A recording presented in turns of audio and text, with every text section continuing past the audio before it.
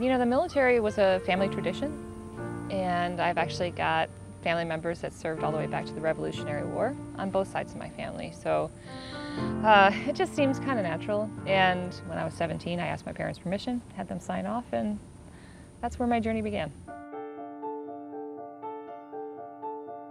Well, I think as a combat photographer, it was a really extraordinary opportunity to meet so many wonderful people, both in uniform and out. And yes, so I was documenting a lot of conflict, but there was also the humanity that was really striking. And for me, it wasn't about just the experience, but it was about the people I shared those experiences with.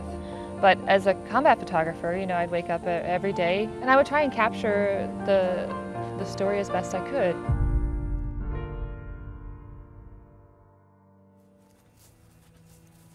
Walk up. For me, I've been around horses my whole life, and they've been very integral in my therapy and my recovery. And the time I spend out here is a time to just kind of get balanced. On my last deployment, one day we lost several of the guys. That was very hard. And some of their teammates came and asked if I had pictures of them, and some of them I did, and some of them I didn't. And I felt awful that I didn't have something to give to them for their memories and to their families back home. And that weighed very heavily on me. And I made a vow to myself, an unspoken vow, that I would photograph the soldiers before going out on every operation.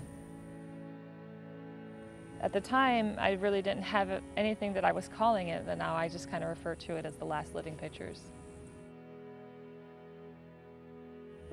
So my service is a huge deal. I mean, I have no regrets. And the relationship that I have with so many of my brothers and sisters in arms has really been the motivating factor behind the Veterans Portrait Project, for instance, and giving back to the community that I love so much. That's it. Good. I knew that I could continue my service in a special way, maybe not in uniform, but to be able to give back and to say thanks, and in my own way show the community that I love so much that I care. And my way of saying thank you is through my photography. Never in a million years had I expected to photograph over 6,000 veterans when it started with just one. Appreciate it. Thank you for doing it. Thank you for your service and welcome home. But I'm looking forward to seeing the next 6,000 and meeting those too. When we begin the journey of giving back and saying thanks in our own way, we never really fully grasped how big it could become and how much it means to others. And when people see how genuinely invested you are and interested you are in what you're doing, they want to be a part of it.